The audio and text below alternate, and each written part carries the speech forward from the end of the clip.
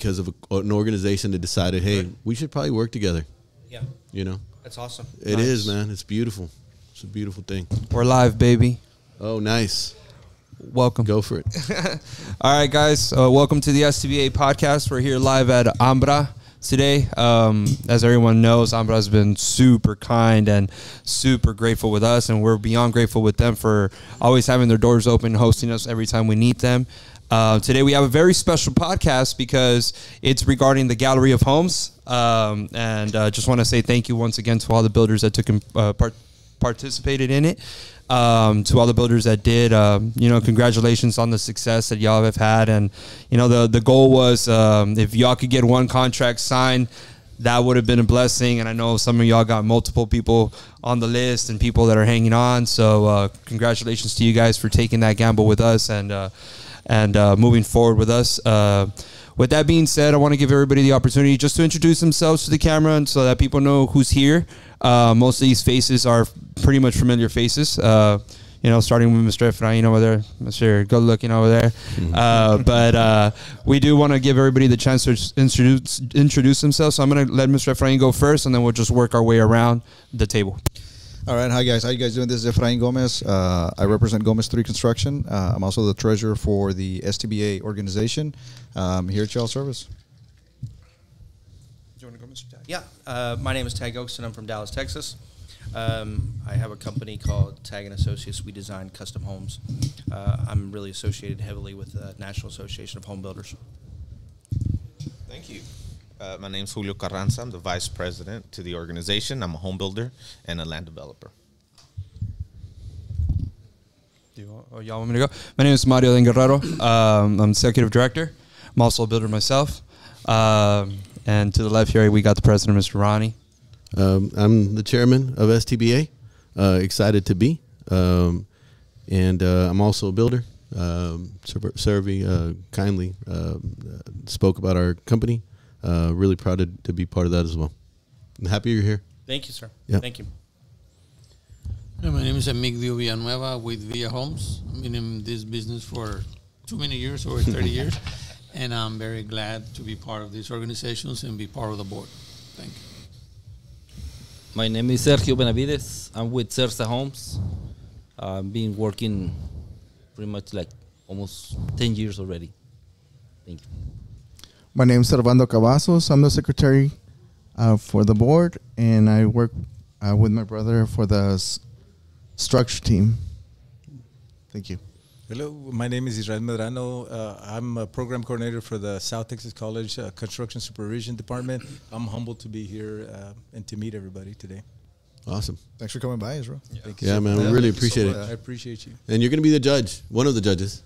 So The judge you and the guys will jury. be riding together tomorrow. That'll be fun. Yeah, that'd be great. It's awesome. But before we get the party started and talking, I do want to say one thing really quickly. We're at Ambra, and Ambra's always been very kind to us and allowed us to be here. And Dan and Xavi, man, they always go out of their way to set us up. Being part of this organization, man, we've gotten really close with everybody. Everybody's become friends, intimate friends. And Xavi being one of them. Water. Xavi recently lost his mom, and I know that's really hard on him. And we had Xavi on the podcast, and we know him now on a very personal level. So I'd like to just have 8 seconds of silence to honor his mom and appreciate him and the person that she raised. So if we can just get a quick moment of silence, guys.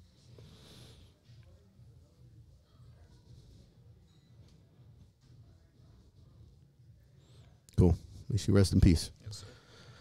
All right, man. We're happy you're down, bro. Thank you. We have been working so hard to get NAHB down here. Yeah. We started this organization 3 years ago. Me, the original guys, right? The OGs, Julio, vice president, Efren, who is our treasurer, Servi, who's been our secretary, and myself. We started this thing trying to truly create an organization that helped each other out. Yeah. First and foremost, it is a builder organization, and part of our the first part of our mission statement is truly about us and creating workshops and creating fellowship and having somebody that you can actually call at any time and get information. We have a chat with a ton of builders. I think we're at 60. On the builders, Yeah. 68 builders strong. overall. Overall? We're at 162. We're at 162 and growing. That's crazy. We're doing things for the right reasons. And the board knows, and Mario knows, our executive director, that so long as we're doing things the right way for the right reason, we're going to be successful. And here we are 3 years later, growing strong. Yeah. Right? So we're really excited about that. Second part of our mission statement was obviously to open up the lines of communication with our vendors. That relationship is truly important. Sure. We can't build a house unless we got lumber, unless we got tile. And so that line of communication definitely is open, right? I know so many more people in the industry now than I knew before, and that is exponential, truly. And so that relationship has been going strong also. The third part of our mission statement, which we alluded to earlier, was giving back to the community. And so through the efforts of STC and the board, we've created a program, or you guys have created a program and got funded for it. No, we can't take all the credit. It was you guys as a little child there, and you know what? It's been a great program. Going on our second cohort, almost 52 students. It's been a great program. Students love it. That's awesome, man. And that truly, man, I'm proud. Yeah, right. You should be to make an impact on our community like that, with our youth. Yep. Through education. Yep. Come on, man. That's a big Can deal. you can you elaborate on that program a little bit for the people that don't know about it? Sure can. So maybe about almost 2 years now. About 2 years ago, yeah. Efrain, Ronnie, Isaac Smith from Cash and Carry came over, and we had a small conversation. Hey, what can we do to build the program to teach people how to frame? And with conversations, and you know what, a lot of work on all of our parts, a lot of pushing. It took about a year. The school finally said, hey, you know what, we can do it a certain way. And it worked out. It took me about 3 months to build the class, the theory part of it, because, at the college, it's not just all hands-on. We have to have classroom theory. And so after building the class, we started. We went gung-ho, and we had 24 students the first run. Really, really good. This is the second run. We got 26 students now. So that's awesome. 27, actually. We just registered another person yesterday. Yeah, And that's framing? That's framing. Just framing. Yeah. Yeah. So none of the other trades, just framing. Well, because we're fortunate that the facility that I have, the shop that I have, and the school has offered to me, we do a little bit more. It's not just framing. I'm really big. I'm super geek about the construction science part. Yeah. Same. So as I learn, and I learn from other people like yourself, Yeah. I try to transition over to the students. Okay. And it really works out because they get to see not only what products we're using, what materials you all are using, but why we use them. Why we use wood instead of block. Why do we use a certain sheetrock versus another sheetrock? We went over to Efrain's project and we got to learn about the ASS product? The AAC, autoclave aerated concrete panels. So Yeah. that was fantastic. Yeah. Students had never seen that. I didn't have samples of it to show them in class. And obviously our class is small, so we don't have room to store every single piece of Yeah, I told you to take a couple of samples. I I took did. a whole pallet. Well, what's up with that? I'm going to have to send you an invoice for that. I told you I was building my house. I told you to keep that between us. But no, it worked out really well. So now we have a collection of samples that we use to during our materials and methods class. Now, these students, a lot of them are traditional students. So they take our traditional classes and then they stay all day, mind you, from 8 in the morning to 8 at night. They stay with me all day. And they ride through it, and they love it. They don't want to go home sometimes, because once they get their hands on it and we're working, they just don't want to go home, And so we're hoping to build, future leaders, future builders, future people that can benefit all of you all. You know, everybody who's out there listening to us. You know, we're hoping that that's our model. You know, STC, South Texas College, is all about giving back to the community. We're all about, I guess, educating the next generation at a very reasonable rate, because our college is the most reasonable college out there as far as money-wise. You know, we're available morning, noon, night. Some of our programs actually run up to 1 a.m. So we've opened up a lot of our programs for our welding department, you know, our HVAC departments, our electrical department, and of course our construction supervision department.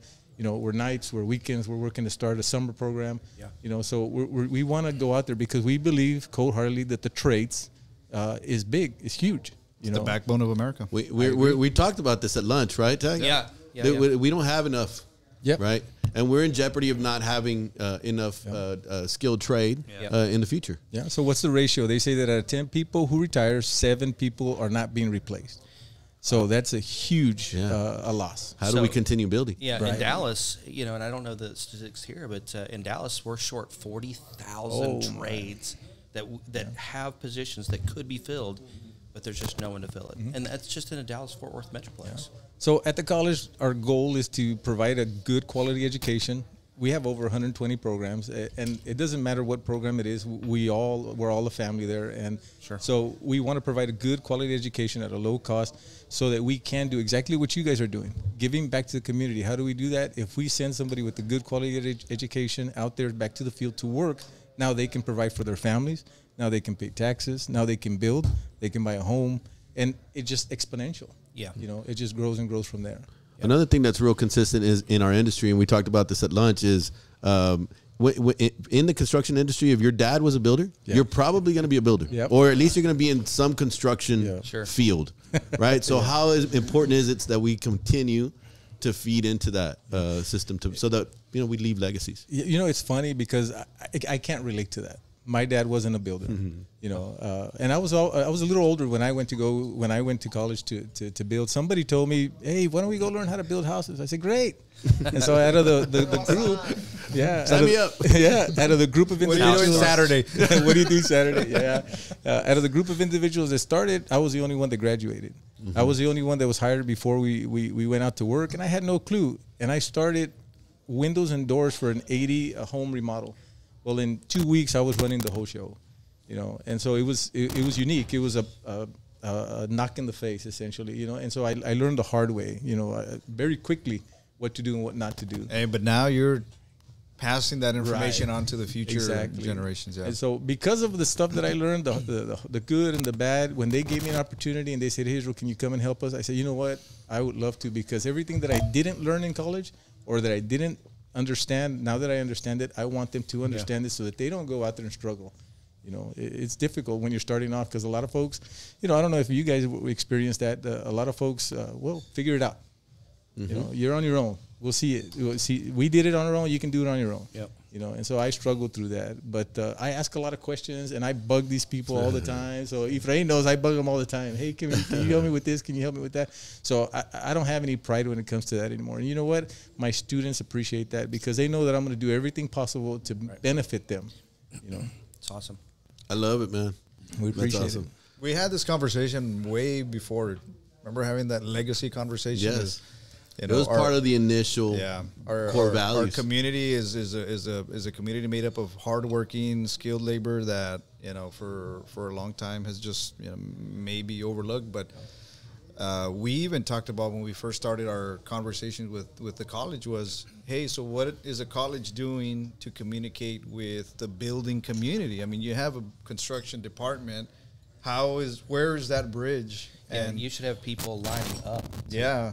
So the funny thing to me was, well, maybe that was not, that bridge was not as very well connected. So it's awesome to know that there's at least an open line of communication between, you know, there's a college, there's a need. How do we bridge that gap? And we struggled for a long time with that. But after these guys came aboard, and they're part of our advisory board as well, you know, the gap seems to be closing. That's cool. Where we're putting potential interns or potential job placement opportunities in the right hands, you know, and it's working out, because they not only get the theory, but now because of these guys, we get to go visit their job sites. They get to see it in person. They get to handle it in person. So it changes their perspective, you know, and it's working out really, really well. And so one quick point, going back to what you said, that usually if your dad was a builder, you were a builder. You know, unfortunately, I have 4 children, and they're all educated. They all have great careers, but not one of them wants to do what I do. You know, and it's not a bad thing. I'm not saying that. You know what I mean? But I tell them all the time. I said, construction put you through school and provided for a decent life for y'all.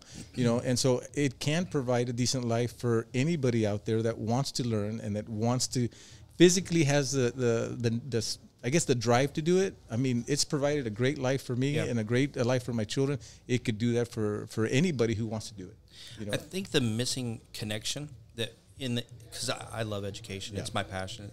But I think really if we shared the fact that a student could come aboard, they could be an apprentice under a builder or let's say a plumber or electrician or any of those for 3 or 4 years. 5, and then they're able to get their own license and go out on their own, start their own company, because it's not like I'm going to be competing with them. There's so much business out there, and you could in 5 years you could have a kid making $100K plus a year at least, versus someone that's going through the normal system, the 8 to 5, or the 4-year college degree, right? And there's nothing against the 4-year college degree. It's good for some, but you come out of it with zero experience, right? And I wish they would teach them what the real world needs to know, right? But they don't, right? And then you have 4 years of student debt, right? You intern for a plumber or an HVAC guy, and you work for him for 4 years.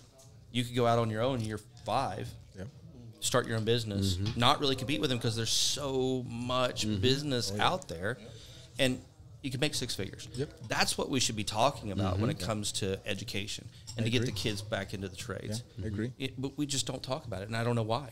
Yeah, we need to open up those lines of communication. I mean, we're trying to do this at the local level, but obviously at the state and national level, I mean, things need to be heard. Right? This is huge. And part of the reason why you're down here is we want national recognition. We want our voice heard. Right? Julio's been a big proponent of that since the very beginning.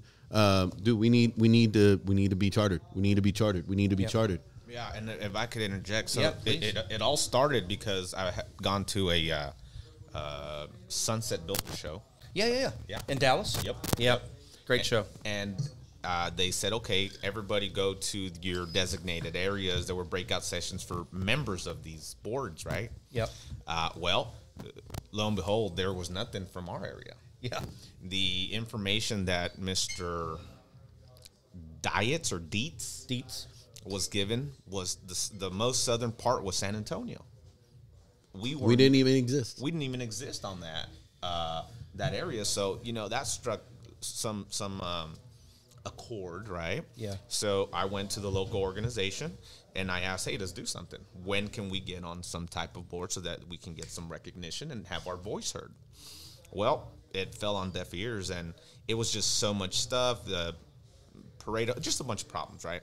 So we get together with a bunch of guys and say, hey, if someone has an idea, if something is not working, and it's more than one person feeling that, so a group of people come and they make a change, right? Yeah. And that's why we're doing it. But it's very important that we do get the national recognition because we have the numbers, and we need the people.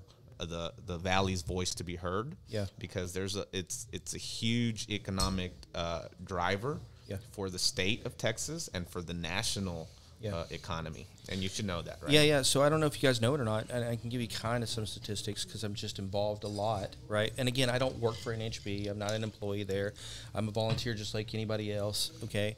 But I push a lot of buttons, right? Yeah. I really we do. talked about this. Yeah. And so, there's probably maybe 100 home builders associations nationwide, right? So as a whole, in all the states, okay? Out of those 100, there's maybe 8 that are big boys. And when I say big boys, it means they have 1,000 plus members, okay? And then a large bulk of them, 60% of them are in the 350 to 750 range as far as members, right? And almost all of them are right along your numbers, 60% or 40% builders, 60% associates, right? So you're tracking right in line. Tracking right along with that. But anybody else is really underneath that. So there's 40% of those 100 that are under 350, right? And you guys are knocking at the door there, right? And so those are considered small HBAs, but if I really got down to it, I'd say probably there's at least 20 of them that are your size or smaller. You know, I know of some that are 13 people, you know, so yeah, I think you're doing an amazing job. Thank you. I think it's great. So, So we would go ahead. No, Ronnie, go ahead. please. Please, no, go. I feel like I just stepped in it. Yeah, No, go. it's great. No, Did I it's step great. in it? Great. I get riled conversation. up just like you. Like, I like to push buttons, I do. right? I love the to only push way you're buttons. going to affect change is sometimes you just got to confront it, Yep. right? When you got a bully, Yep. you got to hit him back. They hate me in the board of directors meetings. They really do. Yeah. Yeah. Well, you know, Well, then you Well, fit. we love well, you. then you fit right in. that's honestly that was when I got to that meeting, and I honestly didn't know what I was sitting at. I was actually invited to that meeting, and you know, Tag caught my attention because, you know, you have to question things. You know, not everything that you hear is correct or real or the truth, and sometimes you just have to question things. And I respected the fact that, you know, something would come up and there was Tag questioning it, you know, and you know, it drew an ear, and then next thing I know, he's from Texas. Yeah. And, you know, next thing I know, he sits on the board of directors for NHB. And then next thing I know, he's the representative for Hawaii. I am. And I'm like, how the heck did that happen? You know, and we started chit-chatting back and forth. But, you know, that goes to any member in any organization, especially a nonprofit. You should be able to go to your nonprofit at any time and just be like, what are y'all doing with whatever? It doesn't matter. It could be allocations. It could be what's the future plan for your organization. It doesn't matter. Yeah. What it is. You know, a nonprofit should have full disclosure at all times. Agreed. You know? If you're a member, you should be able to ask that question at any time. Yeah. And so for us, without repercussion. without repercussion, right? Absolutely. So what we've tried to do, and what was extremely important to us from the very beginning, is transparency. Right now, we're actually having board meetings on the podcast live, yeah. right? So if anybody's got any questions or Yeah. input or whatever that may be, we're Facebook Live. Go ahead, right? Chime in. Yeah, so we have nothing to hide. We need the most help that we can from people that really recognize a movement, really recognize that we can tell you we're the best, right? But the numbers show. Yeah. The financial statements show, right? The professionalism, the community involvement, the camaraderie, it shows, right? So quickly making an impact into the community. I don't know, you told them about building a home for a No, we haven't touched on that yet. So we Mario mentioned it about a veteran, right? Yeah, Yes, sir. I Yep. mentioned it to him in Cali.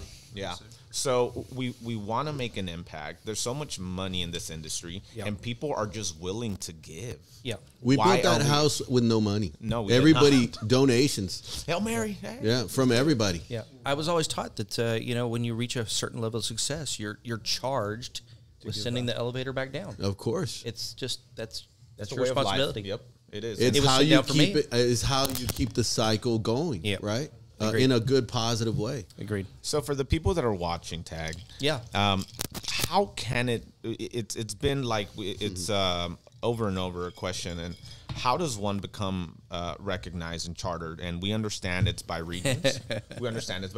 Right? And how does one go about that? Educate the board and educate our listeners. Yeah. Wow. That's a really tough question. Okay. Permission to speak freely. Yes, please. Of course. It's going to be a tough road, bud. And I'm just being as transparent as I can. So the way NHB works, and I'm trying to do this in Hawaii, okay? So I have firsthand knowledge of what you're going through, okay? So I'm going to kind of give you my scenario that I have in Hawaii. I'm part of BIA, Builders Industry Association of Hawaii, okay? Hawaii is made up of multiple islands, okay? Kauai has the Kauai Contractors Association, okay? And they have 13 members. That was one of the ones that I told you. So they're an association. They pay their dues to NHB. Okay, there is no state organization like TAB, like Texas Association of Builders, and but BIA Hawaii can't absorb them. Okay, Kauai has let's just call it they don't play well with others problem. Okay, I'm sure you guys can relate, right? Yeah. Sure. Yep. And so there's only 13 members. It's like, why are we even doing this? Let's just absorb them, right? It's and what NHB does is they give you jurisdictions or areas, right? And even when someone goes to educate, like an NHB class, I do a lot of NHB classes. Last year I taught like 61 NHB classes. It's just something ridiculous. If I teach a class, I have to let that local HBA knows. Meaning I'm in their jurisdiction. I have to tell them, right? It's their it's their due diligence to be able to get paid for me teaching because I'm teaching their members. Does that make any sense? So they should get a cut, so to speak. Okay, if this is the mafia, it'd be I need to send it to Guido. Yeah. Right. I hope don't send hate mail. I'm sorry. Please don't. Don't worry, we'll scratch that from the record. Yeah. But the point I'm trying to say is that what you're dealing with, if you were out in the middle of nowhere, this would be simple. I could have you chartered in a matter of hours, right? The problem that you're dealing with is that you have a local that is paying dues to NHB, and they're sitting in your backyard. So it's going to be challenging. Yeah. Is it impossible? No, I don't think so. But at the same time, NHB has to have a problem with that other local builders association before they're going to step in and do anything. Yeah. And this is as transparent as I can get, right? Yep. No, we appreciate the transparency. Go ahead, please. Yeah, I have a question. Yeah, go ahead. Uh-oh. This is Serby. You're going to see how tough this guy is. I like tough questions. Keep giving me water and ice and we're good. How many builders Yes. does that organization that you guys back up, does it need in order to continue supporting it? Builders. Like- not vendors. You mean Kauai, right? No, this one. Any organization, Any for that organization. Oh, you're talking about the one that's in your jurisdiction now. Yes. Well, at this point, because I'm sure he wouldn't know the number of. matter. Yeah. But let's say there's. I don't think it's going to matter. I don't think it's So- a numerical number. But it's an organization for builders, Yeah. not. Again, transparency, right? Yeah, Okay. yeah. NHB is in the business of making money. Okay. And if you're paying them, they don't really care if you're a builder or an associate member. Will they take a check from an organization that's not chartered? Let me look into it. Like legitimately, let me look into Yeah. that. Yeah. Well, I mean, We'll start paying dues. we've have so many members, builders, So and also affiliates that are willing to fly up to Capitol Hill if we need to.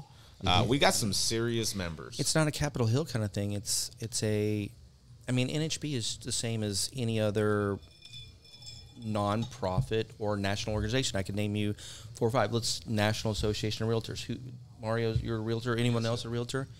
So I'm a realtor as well. So they have the Texas Real Estate Commission, TREC, right? And then from there you have the National Association of Realtors. Well, they're the same thing as NHB.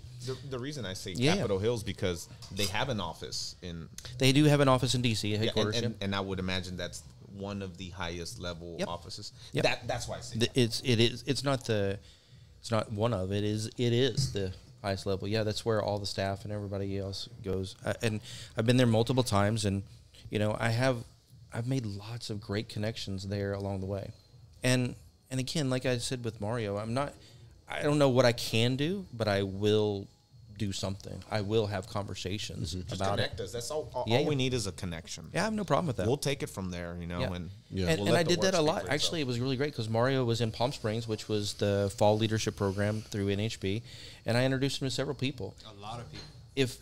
If I knew that you were in this situation at the time, I would have just done what I did with the lady from Hawaii. So she had never been to an NHB event like Mario, right? And I basically parked her on a couch and I waited for people to go by. It was an ambush. Like, oh, hey, have you met Hinano? She's from Hawaii. This is her first time here. You introduced her to me, and I was just like, "Oh, hi, how you doing?" I did the same Not exact knowing thing. that, and the thing is, as what I'm understanding, right, and seeing it from going out there and being at these meetings is it all comes down to money, and if it all comes down to money, well, I mean, we can play that game, right? So it's like if it comes down to I'm an what they call EOs. I didn't know the term, right? Executive officer, So yeah. there's executive officers, right? Yep. So obviously there's an executive officer that's been paying her dues. So we just got to find out how we pay our dues, so we can play a game. Yeah. And The other I don't thing have the too, answer to on that right? one. I mean, so that's at the national level, but we got a responsibility here at the local level, right? And you've got an organization of builders that are trying to do the right things for the right reasons. Yeah. Vendors, Same. you have a responsibility. We buy product from you. Yeah. We're loyal to you. Yeah. Loyalty has to come back to a certain extent. But if you're playing both sides, then and we can never get chartered because of that, then whose responsibility is it? And who needs to change at that point? I'm throwing it out there because we're trying our best. Yeah, right? no, I get it. And if I got a vendor that's like, well, I'll give over there and I'll give over here, but nothing's being done over there, then you're just feeding the problem. The problem. Yeah, I get it. Boycotts? I don't know. Maybe. I think you got to Right? get to the I'll point- stop buying from somebody if they're truly not believing in what we're doing. I would. Right? I'm just throwing it out there. No, I get it. That's my chairman. You gotta think that as an associate, right? That all they really want is business, right? And they pay their dues over there in some lieu of a potential for business. Lead, whatever. Yeah. Yeah. So if there are no builders over there, It's a matter of time. yeah. So what I'm saying is that don't cut there's no reason to cut the associates. Just move as many builders as you can over here, and the associates will leave automatically. Yep. It's kind of like, when you have tons and tons of girls at the club, it attracts guys. Sure. It's just the way it is. It's Yeah. the way of life. Human right? nature. Yeah. It doesn't work the other way, by the way, right? Yeah. When you have tons and tons of guys at the club, the girls don't show up. So it's the kind of the same thing, Yeah. right? You have a lot of builders over here. I guarantee you the associates will come. That makes sense. Yeah. Yep. Build it and they will and come. we're doing it, right? And we're doing it, and year over year, we continue to do it. At what point, right? How long do we have to take this, right? Before we're able to get nationally recognized? I don't know what the answer to that is. All I know is that the movement is there. Yeah. The positivity is there. We're doing it all, like we said, for the right reason. So we just keep doing what we're doing. I say you again, from an outsider looking in, I say you keep playing this game that you're playing. Okay, you attract more builders here because it's just a better place to be. Okay, the associates will come no matter what, and eventually that'll die off anyway. Yeah. Play fair, don't hit below the belt. Of course. Okay, and it'll just be a matter of time. Yeah. Does it suck right now? Yeah, it always sucks. I mean, think about our business and the way that we've built it. There were times that suck, right? I mean, everyone at this table, I can guarantee you, there were times that sucked. Yeah. But when you make it, no one cares about those sucky times. So when do you get stripped of your charter? Is that when you just don't pay the bill? Yeah, pretty much. Okay. There's several ways to get stripped, I guess, if you'd like to call it. But ultimately, I think it's just going to get down to the point where Money. the balance sheet doesn't support her sending money up to the NHB. What happens is, if, again, transparency, right? I love it. I hope that I don't. I like the chuckle. I like the chuckle. Well, I hope I just don't. I hope I don't get calls from this later on. Like, I saw you in a Bobcast tag. The transparency is that when things get thin, NHB is the first one that they stop paying. Let's just be honest. Yeah. You know, they have 50 to 100 members, and they're having to send $250 up, $200 up every single time out of the $800 or $1,000 that they charge. It's only a matter of time till they do the math. I'm like, oh my God, I'm spending. I could put $75,000 to the bottom line if I just don't send it up to the NHB. And that's really what it's going. So what I would do is to do exactly what you're doing. You take the builders away, you'll cut her lifeline. It's just a matter of time before she'll implode. Can we get that information on what the organization that we have here Yeah. How much they pay? Well, it's easy. It's 198 a member. But how much are they paying annually? Like what? Take the number of members and multiply it by 198. Yeah. I think where Ronnie's get to is there because I'm still a member of the local charter. Okay. Because I do use the Texas Association of Builder Contracts. Yeah, which is Tyler Hood's a good friend of mine. Yep. You know, he just became partner. Yep. So I want to know if we can see their balance sheets, their P&L, their income statement, right? Where are the fees going? Because I am a member. Yeah. I mean, it's a don't know if nonprofit, right? It's a nonprofit organization, yeah. Yeah, and Mario's kind of briefed me on that, and that's really the big rub, is my understanding, right? And Ronnie and I kind of talked about this as well over lunch.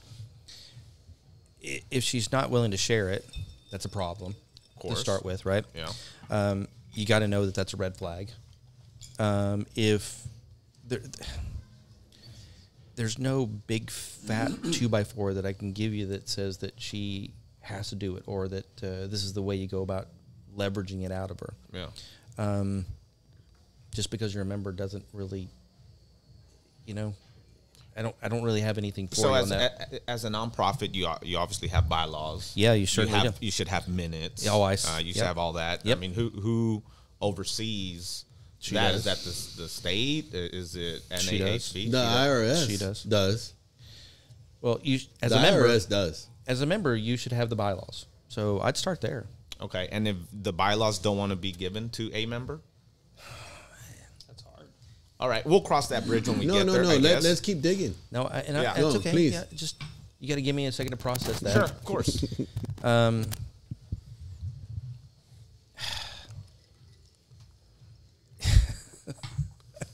I'm trying to, in my mind, somebody there, some member, someone in the city or the state has the bylaws for that. They have to be on record somewhere, Yeah. right? So I would just ask, or that's I would do if it wasn't given when asked verbally, I'd give a formal letter, Yeah. right? Do it legit. Yeah. Hey, I'm a member. I'd like to see the bylaws. Can you send it to me, right? And do it in the form of a letter, right? Then later, right? I always tell people, I get on these podcasts and I get very transparent, right? I'm like, crap. I always tell people I go into every transaction expecting to go to court, right? Which is horrible thinking, right? But what I'm saying for that is that every single time that I do that, I'm documenting along the way. So guess what? I never go to court because I went into the situation, expecting, if I was going to go to court, how would I defend this, right? And so I'm documenting emails. I'm making sure that when I have a phone call, I follow up with email. Hey, Mr. Jones, this is what we talked about, this, and this, right? Followed up with an email, right? So that there's a documentation. So my suggestion is do it legitimately, submit a letter that says you want the bylaws and start there, right? And then from there, later on when it gets down the road and they're like, oh, well, you didn't request it. Oh, well, here's the email, here's the letter, here's, things of that nature. Well, good. And just to make it clear, I mean, by all means, we want to make it a smooth transition. We've offered for a sit down with their president and a potential merger of sorts. Yep. We'd really add some value to them financially on their bottom line. Yeah. We've tried. You ever played Monopoly? I love Monopoly. Yeah. Anybody love Monopoly? Yeah. I like chess. I love Monopoly. You know why I love played in real life. You know what I love about Monopoly is that no one wants to negotiate when they have a Monopoly, right? Yeah. But the second they lose that Monopoly, the second that now they're having to pay me $800 in rent because I got all the hotels, right?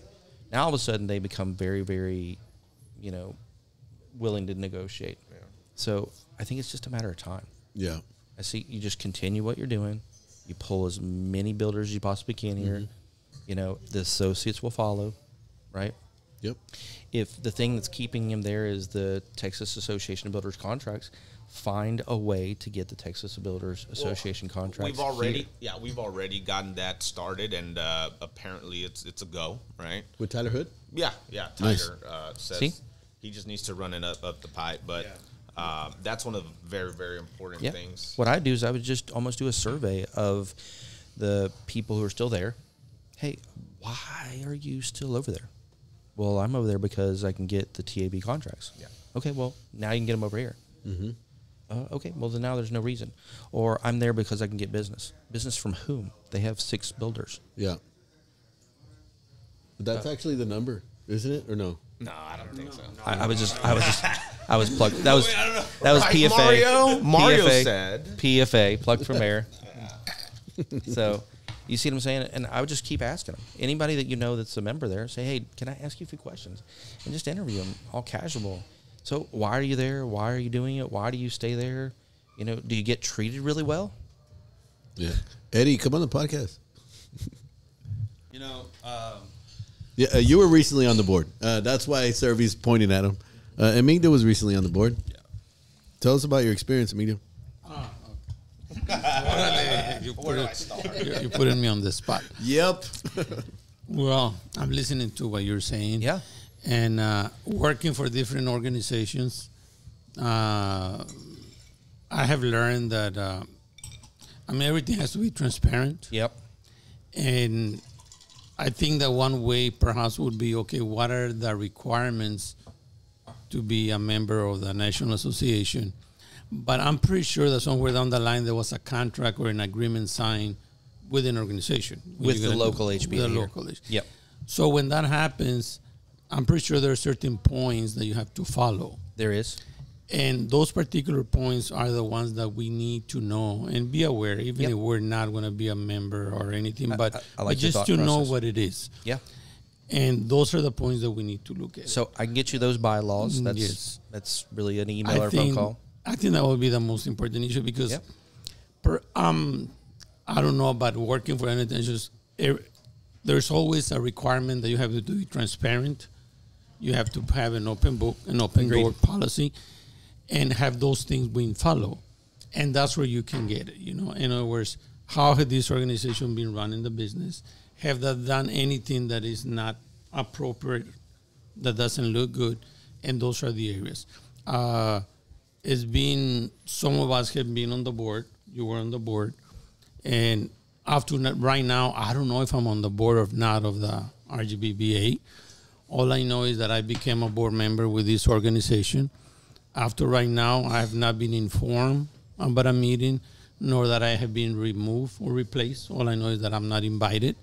But other than that, The invites just didn't go out. if there is a board meeting ever has happened, You're talking about RGBBA, yes. And I love Marcy, and I always tell her, and I tell her every time I see her, because I think she's a good lady. I tell her you're the cornerstone, from the very beginning. You've been here many years.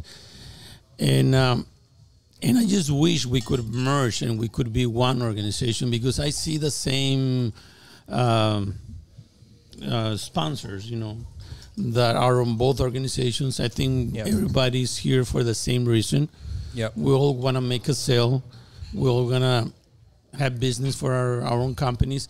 So the idea is the same. And then, I think about it and say, well, why is STBA here? And one of the points, it had to do with COVID, right? When it happened on the COVID and everybody was trying to help each other, the prices went up. We wanted to help each other on different ways. So there might be a way to work together in the future. But if we want to know, is this organization doing anything inappropriate, I think it will be what are the points that they're supposed to follow. And perhaps that would be one point, because I can get that information. yeah. Yep. I can't get the information of what they are or are not doing, but I can definitely Yeah. get you the list of. But those are what things that should us as qualify. board members or previous board members will know. Was that followed the way you were removed?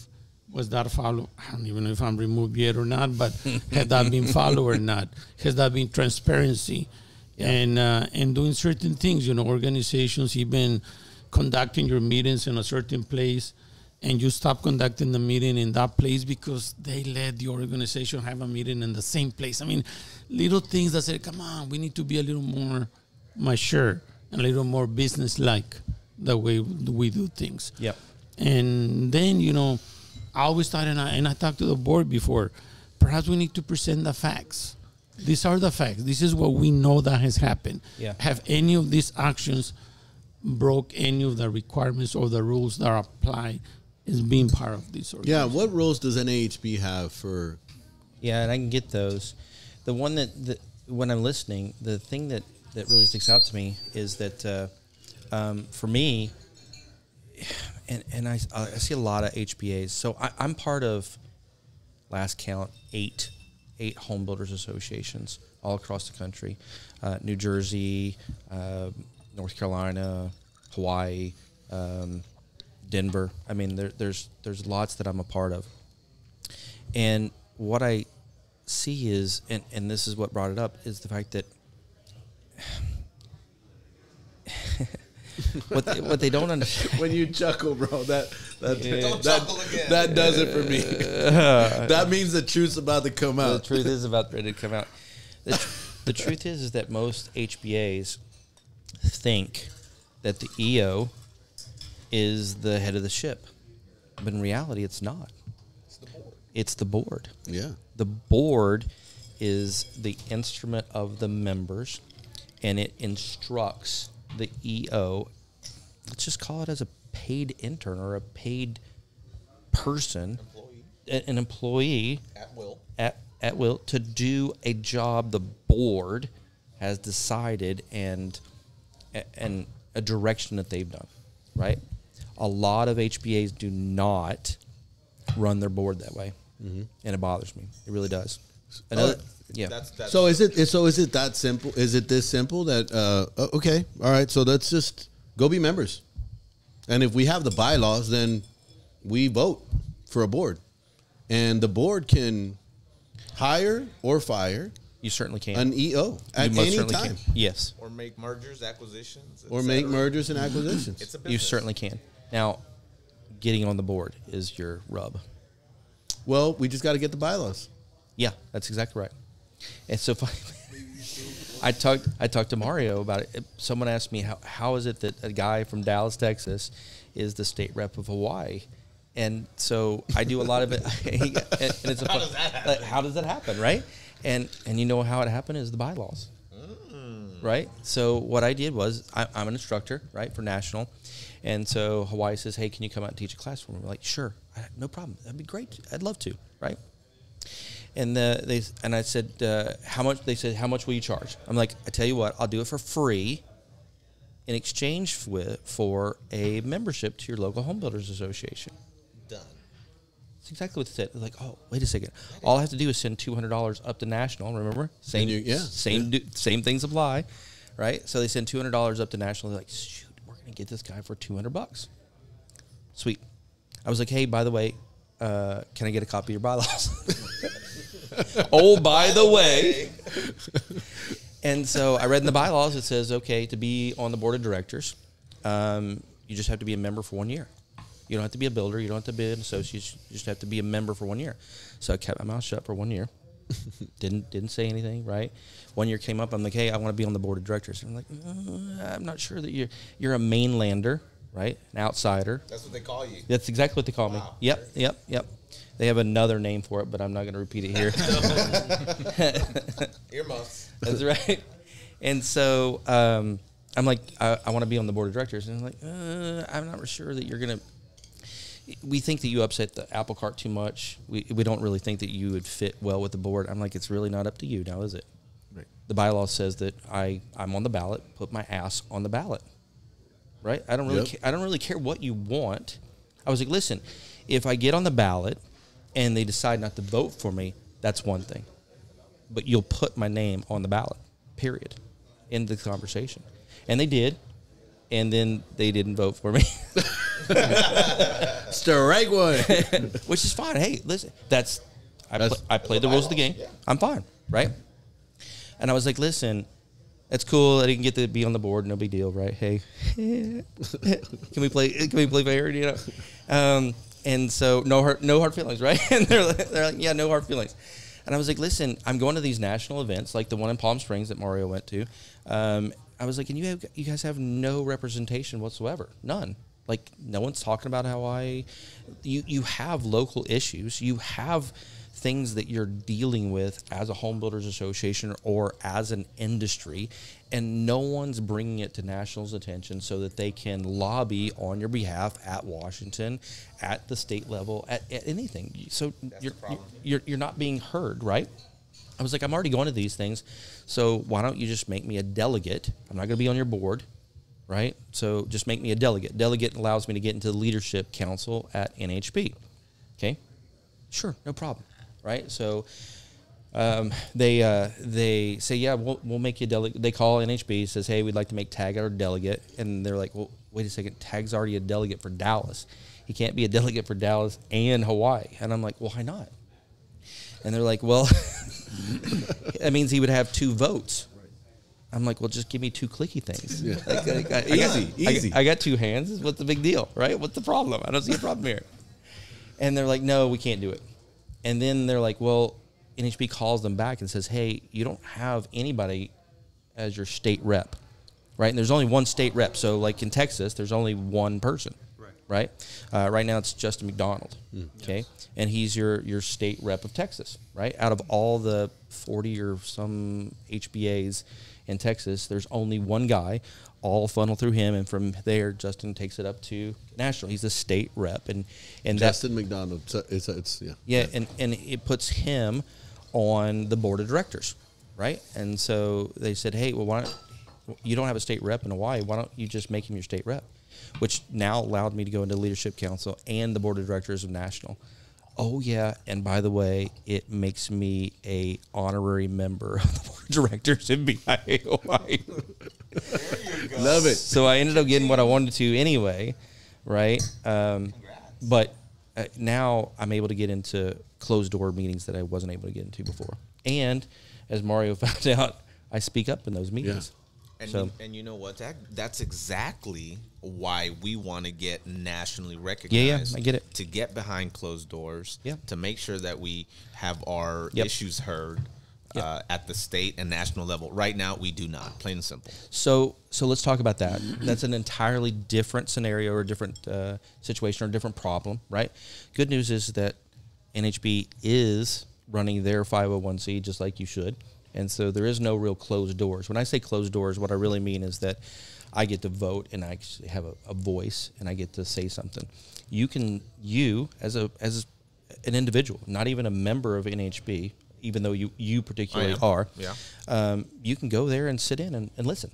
Yeah. You know, as he did. Yep, that's exactly right. You can't vote, right? You're not going to get a microphone.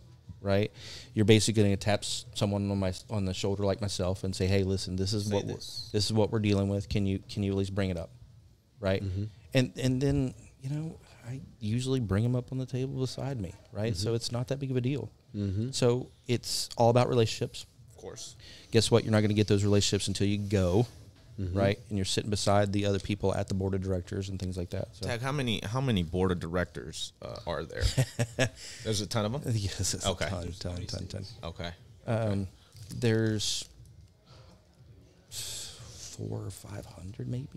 Board of directors for the NAHB. Yeah, wow. Here's what you got to think. So, all the state reps. So there's a minimum of 50, right? And then there's people that are selected on the leadership council.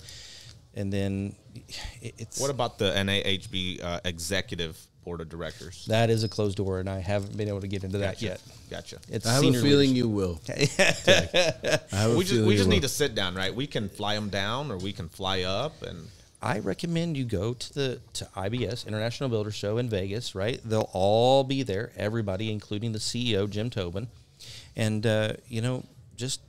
ask for 5 minutes to chat. We talked about this today during lunch, and it's not about going to IBS and looking at the glitz and glamours and looking around and posting the picture because you're at IBS. It's going to IBS and going to the meetings and actually making relationships with people. The only reason Tag is here is because somehow I was able to open the doors and get involved with these guys to the point where it was like we were at a villa and stuff. Like, so you have to be able to open the doors. Now, as a member of our organization, there's an obligation that you have to make sure that we're moving forward, right? So me and Ronnie were talking about this earlier. It's like the next meeting that we have, a leadership meeting for Texas, is in Austin, right? Yeah. So that's the Texas Association of Builders. The Austin one. Yes. So no, we're gonna have to go. We're gonna have to go. So that's just for Texas. Yeah. Yep. Yeah. Yep. And we're gonna have to go. Yeah, I agree. And I mean, to whoever's listening, man. I mean, if you really want to make a change, I'll be honest with everybody here. I called Ronnie and I was like, I'm leaving. And he was like, where are you going? I was like, I'm going to California. Well, when are you leaving? My flight's at 2, and it was 10. And I left. I left for a week, not knowing what I was going to do, who I was going to talk to, what I was going to do. But 1, I had no fear. 2, I'm able to speak. So it opened countless doors. I hate to put, I don't want you to feel like you're being put on the spot or Please anything. put me on the spot. It's fine. No, I just, we appreciate that you took the time to come down here. Sure. We appreciate that you came down to hear us out, because we are definitely making an impact in our community. Being somebody that grew up in the industry and seeing, I've known these guys since I was a kid. I've known Ronnie since I was a kid. I've known, Villanueva since I was a kid. I've known all these guys since I was a kid. So I have a passion for when it comes to construction, especially in the Valley. Sure. My parents raised somebody that has, one, have a heart, and 2, I care for people. And, that's why I went out there with no sense of regard of what was going to happen. I flew out at 10. I didn't even get to my hotel till like almost 1 in the morning. So I don't know what I flew. I was taking anything I could. And you got pinned? I got pinned at Mr. Harris's place. And it was crazy because I didn't know that all these people were taking notice. Like, yo, there's this kid Mario running around, and there's an organization. There's an organization in South Texas that has members, and they're doing some stuff. But it was because I have no fear. And as I'm just saying, man, if you care about what we're doing, if you care about moving forward, we're gonna have to go and actually show face, because that's the only way. It's like politics. If you don't have people that are backing you up, you're never gonna do anything. And it's just, we're playing the same game. We're playing politics. So you don't have to take on the lion, from the get-go, from day one. Okay. The reason why I started going up to national and started going to the meetings is because of education. Education's always been my passion. Listen, and I hope I don't get emotional, especially on a stupid podcast, but the national, if you look at it as an organization, they help with lobbying. Okay. A state level is basically helping you deal with state issues, right? A local is going to deal with local issues and help out and give back and things like that, right? All that's really great. Okay. Education changes one person's life. You understand? Like, national isn't changing people's lives. They're lobbying on behalf of people. Do you see what I'm saying? Mm-hmm. Education changes lives. One class, and I can change a builder's direction of their future and their business. You understand? Yes. I went to the NHB because I was emotional about education, right? And they were doing some changes that I didn't agree with. Okay, I fought really hard to. Texas is an unlicensed state. Does everyone know what I'm talking about when I say an unlicensed state? Right. Meaning that what you definitely explain to people so that people can. Yeah, that's fine. So there's about 25 states, 24 out of the United States are unlicensed states, meaning if you want to be a builder in the state of Texas, all you need to do is print business cards. There's no rules, there's no regulations, there's nothing that's keeping the chucks in the truck from stealing people's money when the hurricanes come through, right? So for me, I had to separate myself from all those chucks in the truck, okay? And the way I did it was that I started taking education classes. Okay, I wanted to get more knowledge. Okay, and then by direct result, I got designations. As a realtor, you can get a designation. You take a few classes and everything else, you can get a designation. And so NHB had designations. They had 13 of them. Okay. Well, all of a sudden, I spent 1 year, and I took 25 classes in 1 year. I traveled all over the United States. It was crazy. I spent tons and tons of money to get those classes because it wasn't Zoom at that point. It was like I'm going to Raleigh, North Carolina, and taking a 3-day class, right? And so I got to pay for flight, hotel, and the class, and the stupid class on top of all that, right? And they're not cheap classes. They're like $300, $400, $500 classes, right? So it's not cheap. And so I spent a lot of money. I took 25 classes. I got 12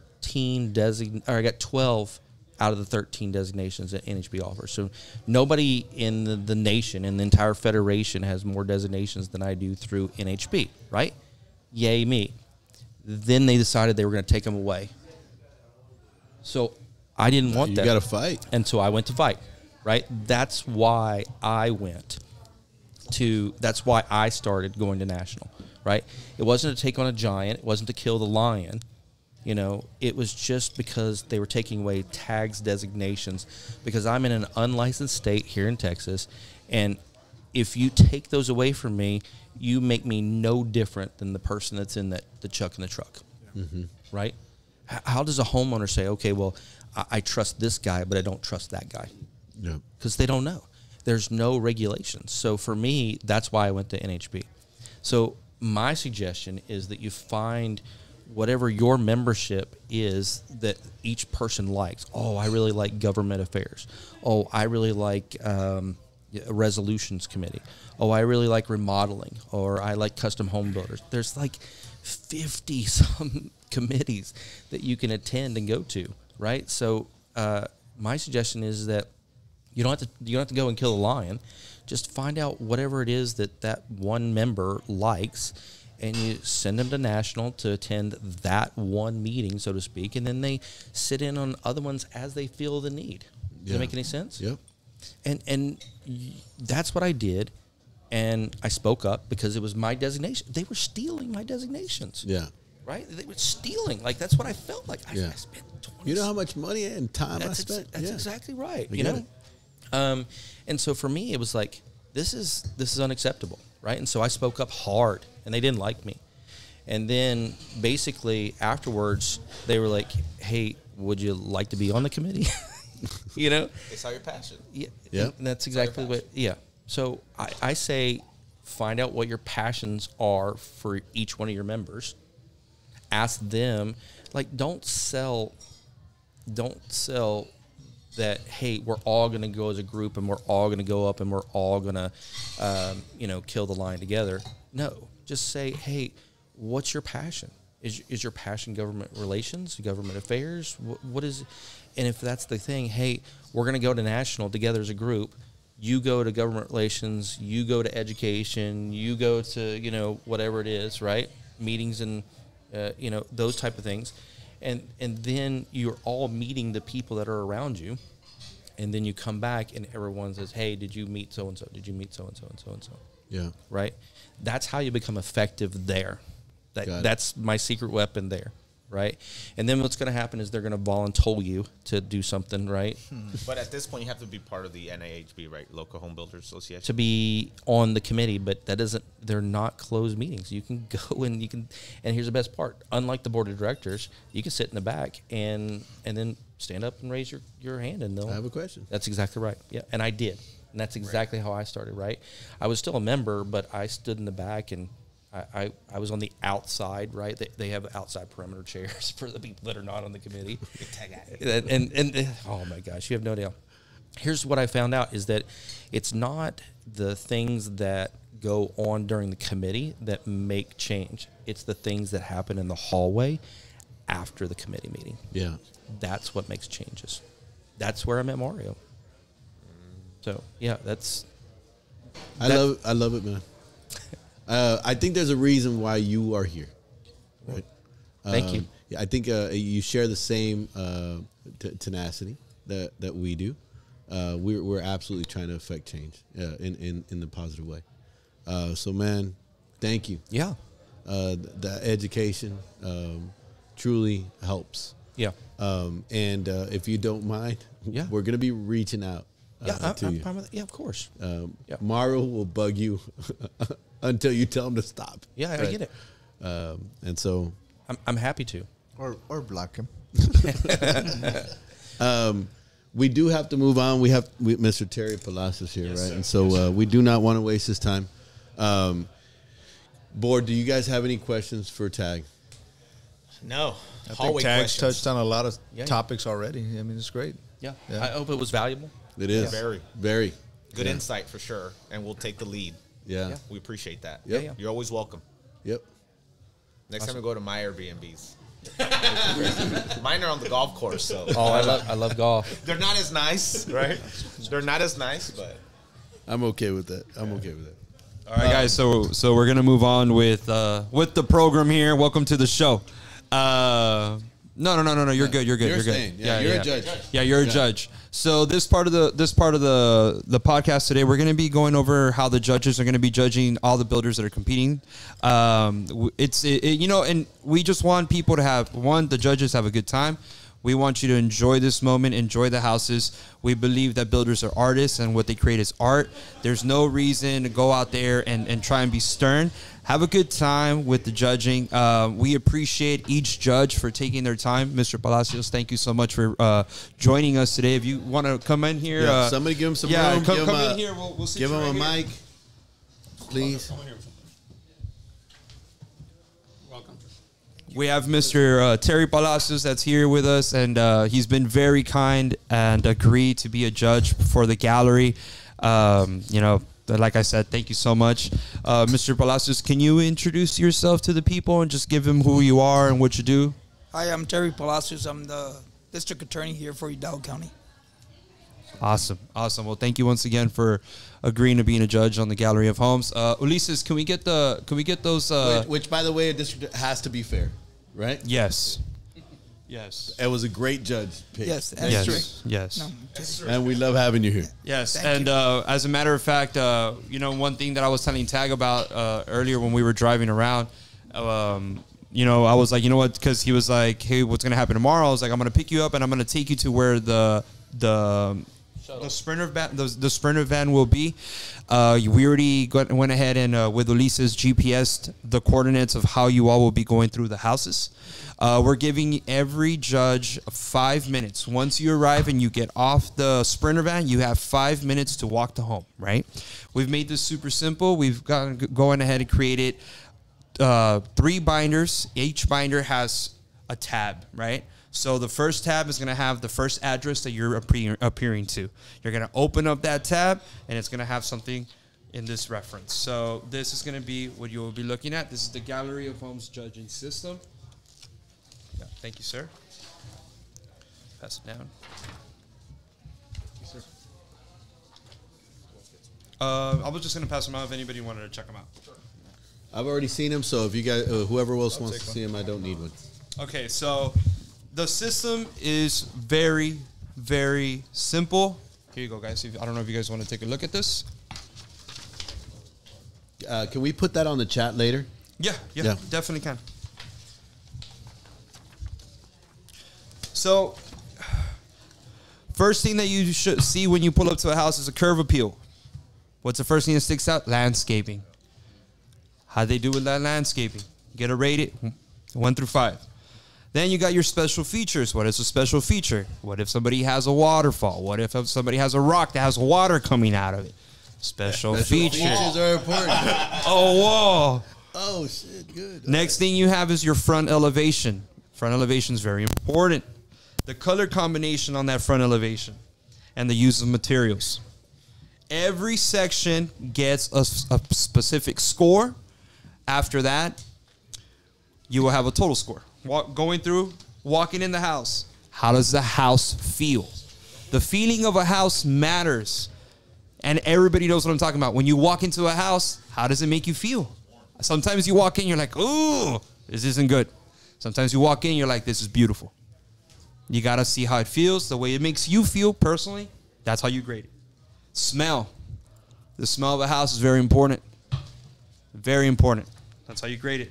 Greet it where you greet it when you walked into your house. It's very important. After that, we have living. use of space. 1 through 5 on the use of space. How is the use of space done in the living room? Okay. Natural use of light. Yes or no? Simple question. A yes and no. Furnished or not furnished? Yes and no. Kitchen functionality. How is the functionality of a kitchen? We're all builders here. What is the most important thing in a kitchen? Can somebody answer the question? It's not on the paper. I just want to know. What's the most important? What mama's cooking. What is mom cooking? The stove. I would say the triangle. Fridge. The triangle, the kitchen triangle. That's what I was looking for. The triangle. The stove, the kitchen, it's the sink. stove, the kitchen sink, and the fridge. Yep. The Your triangle. perfect triangle. That's how a person navigates through a kitchen when they're cooking. Under cabinet lighting is a special feature. Backsplash, cabinetry quality, finish, and carpentry paint. Very important. And then you have your pantry. So pantry functionality. All you have to do is walk into that pantry, open that pantry. How does it feel to you? Is it functional for you? You grade that. Next thing is flooring. Tile appeal. How does a tile? I'm not saying that you have to go and look for missing grout. But I am saying to give it a good look. You know? Trim board. Quality of finish on the trim board. Interior doors. Quality of finish. We're at master bath. Next thing you go is the overall feel of a master bath. How does it feel? And the functionality. How is the layout? How does it feel to you? Okay? Dining room. Functional use of space in the dining room. Was that dining room just placed there because they had extra space and they had to place it there? Or does it actually coincide with the living room and the kitchen? Think about that. And the visual appeal of the dining room. Then we're at overall feel of every bedroom. I want y'all to grade the master, the guest room, and if there's an office space as well. A master closet, overall usage of space. As we all know, sometimes people don't use the space to its full potential. So walk in the closet, think about everything that goes into a closet, from shoes, coats, pants, all that good stuff, okay? And the quality of finish. We're going back to quality of finish. How is the finish on the carpentry? How is the paint? Okay? Backyard. Once again, overall feel. Everything is a feeling. A house is a feeling. And I will say this, Tag. The day that I was in California and Thursday, I had been there since Monday, and Thursday came around, I couldn't wait to get home. Because it's a feeling. You gotta be able to feel like you're at home. How does a house make you feel? You know, it's I can't stress that enough. And the functional aspect of a backyard. Is there a pit engraved? Is there a pool? You know, did they do the patio? Is there tile on the patio? Is there stamped concrete? Look at all these things, okay, guys? And that's our judging system. Simple. Like I said, we're going to have 5 minutes to walk every house. Well, I will not be with the judges. As the executive director, I've made the decision that I am pulling myself out of that. I don't want anyone or anybody to be like, hey, Mario was there. Nope. I have nothing to do with what's being seen, judged, or any way. These guys will have a professional driver driving them around from house to house. They're on a mission. They're starting at 9 o'clock tomorrow. They're meeting at 1720 West Maple Ave. If anybody wants to go check it out, you're more than welcome to. These guys will be starting there, and after that, they'll be hitting their route. They're gonna get a Jason's Deli for lunch because they're on time, and there are 16 houses that they have to go ahead and view and judge. With that being said, I want to say thank you to you guys once again for actually saying yes to being judges. This is the first time we do this, and it's going to be the first of many. Mr. Palacios, thank you for agreeing and taking this. I really do appreciate it. I know you're super busy. Yeah, I'm also super excited. I want to go see 16 All houses. right. That's right. Sir, we will have contracts ready in case you're looking for a house. That's awesome. Any questions? Yuli, can we, if there's any questions online, please let us know. Board, how do y'all feel about the judging? Man, it's awesome. It's awesome. I think the biggest thing is the transparency side of things. Yeah. And everybody How wants many times did you ask for this? many. Yeah. So I think that's probably the biggest thing is the transparency part of things. Is as a builder, you want to be judged accordingly, and if it's what could I have done better? What did I do great? As a builder, you're always trying to get better. Every time you build a house, every time you have a project, is how can I make this better? How can I make it more productive? How can I make it nicer, cleaner, quicker? So I think it's great, and I really like the openness and the transparency part of it. Cool. I think that's key. Yes.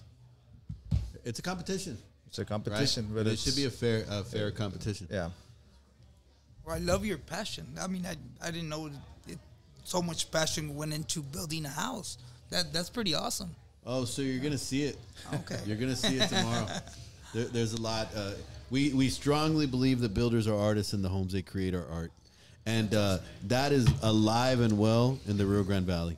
If you go see houses anywhere else in the state of Texas or anywhere nationally, you got a lot of builders that build the same thing over and over again. For some reason, here in the Valley, it's not like that, right? Everybody takes that seriously in a creative way, and that's a beautiful thing to see. And I think it's what truly sets the Valley apart from a building perspective from anyone else in the industry. There's truly a lot of blood, sweat, and tears that go into every house. You said you're a custom home builder, right, Tag? I built homes. So I got really started in the industry as a realtor. I did fix and flips.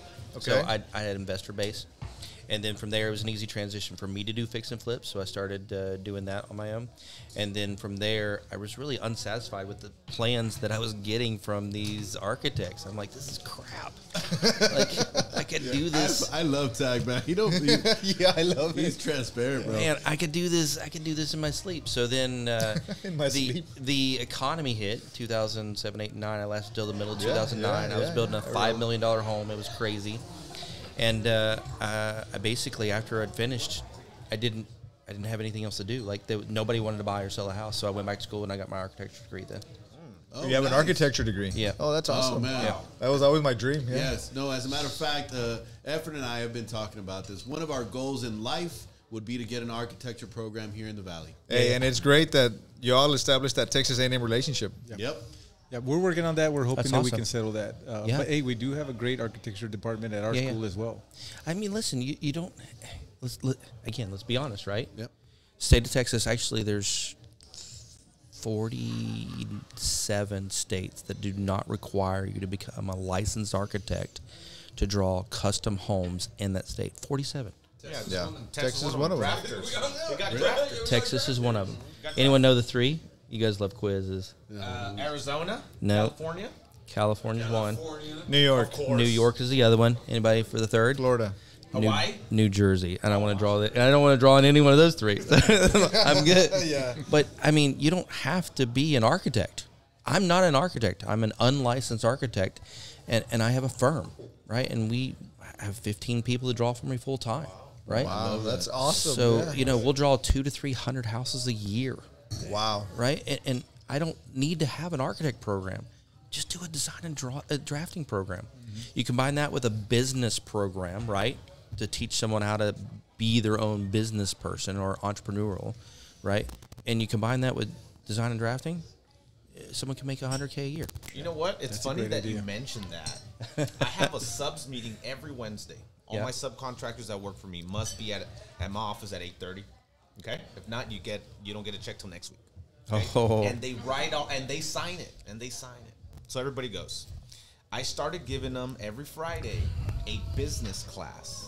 You got these guys, they don't know how to write an invoice. They don't have a company, an LLC.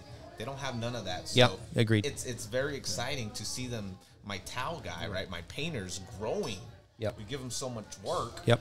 That's awesome, Julio. That Got a is nice awesome. Truck. I'm like, hey, oye, That is Tobias, cool. espérate, ¿cómo compraste Yeah. la troca? Listen, a lot of these guys are spectacular in their trade. Spectacular. They learned it from their father and their father and their father, right? Spectacular. unfortunately, they're horrible business people They because no one taught them. I have like Great 2 builders, subs that I have to horrible do business. their invoices for them. Yeah, No, we charge them for that, so they started learning. yeah. But they're Hit great. The pocket. They're Hit great. The pocket. They'll do it. But I mean, even going down to insurance, right? It's like, why do I need this insurance, right? It's all about if my trade is not there 2 years from now, 5 years from now, 10 years from now. It's like I'm doing them a disservice by not teaching them how to do their business to be able to sustain for 10 years plus. Yeah. So in order to be part of our company, if you want to work for us, you got to send us your GL. Yep. You got to send us your workman's comp. And I only do it on the licensed trades. I don't do it for the towel guy. I don't do it for Yeah, I the get that. framer. You should still do his GL policy. It's going to be tough to get that from the framers, from the towel guy. Yeah. Licensed trades all day. Yeah, you Must. get it. Yeah. And part of partnering up with STC was to build a better subcontractor community. Yep. The guys that we have now are great, right? And I learned it from my uncle, from my dad, Yeah. from whatever. But part of it is, hey, we want to have these guys really know the product that they're building and also the back end side of things because it's important. It is. You know, as a general contractor, there's a ton of liability. Yeah. So if you don't have the proper contract, Yep. if there's not the proper insurances, there's a ton of liability that can go behind that. I teach 4 classes through NHB, and I every time I teach them, I'm like, listen, you take this class, and at the end of it, I will have changed your business forever. Yeah, That's awesome. It's the trajectory. Of, It's exactly right. Yeah. And it's stuff that you just don't know, and I mean, it's just crazy. And a lot of the stuff isn't. Yeah. Like I want to take it, and I teach construction. Yeah, For sure. How can I sign up for it? Sure. You know what? We're gonna have to get you to come teach a class here for us. I'll do it. Yeah, Yeah. that's fine. Definitely. Yeah. You know, and We're gonna have to make him a delegate. We're gonna have to look at the bylaws and figure out how to keep tag here permanently. you know, and you know, once again, thank you. Put me on the Thank you board. guys. Thank you all so much. One thing that I wanted to do is I wanted to go ahead and I've had builders ask me like, hey, what categories? Where am I at? So I know yeah, I've that's important. I've been keeping it in the hush, and I'm about to go ahead and let everybody know what the categories are. So to the builders paying attention, thank you all for listening. So we got 215 to 240, 299, and then we got 329 and 339, 408 to 449, and then 449 stays there. And then we got 2 very how can I properly word this? We got 2 builders that went out of their way to add product that wasn't normal in a gallery showing. We had 2 builders that put multifamily units in the gallery. They're definitely in their own league. We had Mr. Sergio here that put one at 540, and then we had Rich Heritage that put one at 895. Those 2 are completely out of the equation. You know, they're their own animals. Going back to the houses, we got houses at 595 and 598. Okay, so to keep full disclosure and full transparency, 215 Century Construction, 240 Villanueva Homes. After that, we got 299 Pinpoint Construction, 299 Triple R Construction. After that, you got 329 Guzman Construction. You got CJE Construction at 335. You got Villanueva Homes at 339. After that, you got Cantu Construction at 408. Guzman Construction at 439. And you have Via Homes at 449. After that, you got Arriba Homes at 449 and Structure Team at 449. So you got 5 homes going at it for that particular award. So it starts at 408 all the way to 499. After that, you got 595 by Via Homes and Keystone Construction at 598. These were put together by Paco himself. He sent me this. I don't want anyone to think that I put this together. No. I asked him to do it. This is the reason that we hired him as an organization, and I wanted him to do this as fair as possible. Once again, to all the builders and all the partners and everybody that's taken their time to believe in what we're trying to do, to believe in what we're trying to accomplish, thank you.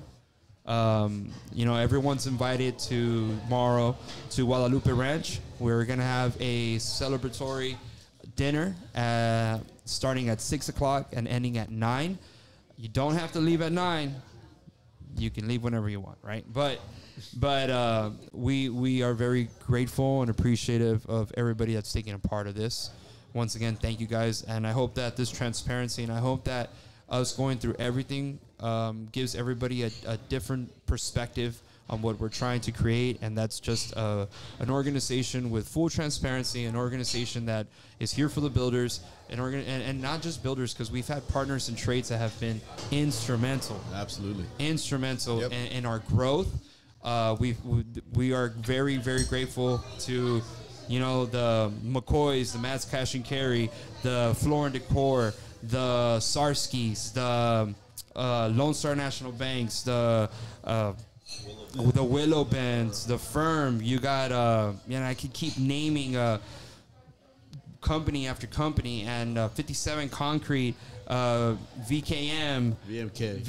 I'm sorry. There's just so many companies, and it's everybody has been super helpful, and we think that it's only right to be as transparent as we're being. If y'all have any questions regarding how the awards are going to go, or regarding the judging, like we said, this is the first year of doing this. First year of competition. Yes, first year with the competition. The awards are going to be what day, Mario? December 8th. We have awards December 8th. They're going to be, I will be sending the details on the address on the group chat. So everybody that does look at the group chat, and it's taking me a little while to get everyone in there, but I hope everybody understands that it's the fastest form of communication, because we all do live our life on the road. But once again, thank you guys. Thank you, everybody. Awesome. So, Tag, you already bought your December 8 ticket? So, ironically enough, I'm a keynote speaker for New Jersey that night. Really? Their installation of their board. So, okay. Yeah, that's kind of how I leveraged to get the board of directors at New Jersey. Just know that you're probably going to get invited to a lot of stuff down here. Please, I want to. We're really happy that you're here. Yeah, and invite your buddies up in HB. Yeah, it'd be great. Yep. Cool. Let me open the door first. Yeah. Yep. Awesome. Mr. Palacios, any questions? No questions at all. I'm ready. Thank you so much. Okay. We appreciate your time. Thank you, sir. Thank you very much, Mr. Palacios. Thank you, guys. Yep. Thank I you want to guys. thank everybody for having me today. I mean, we're going to have a great time tomorrow. Yeah. It's going to be fantastic. It's just 3 judges, yeah? Yes, sir. Three of Just us? 3 judges. Okay. Awesome. Great I think we can do better than Jason's Deli Boys. Come on now. It's only 3. Come on now. Thanks, Ronnie. Appreciate it. I can't wait to be out there and see everybody knocking each other's signs down. Competition. Yeah, right. Awesome. Thank you, guys. Thank you, everybody, for tuning in. Thank you. Appreciate it. Thanks a lot. Thank you, guys. Good job, guys.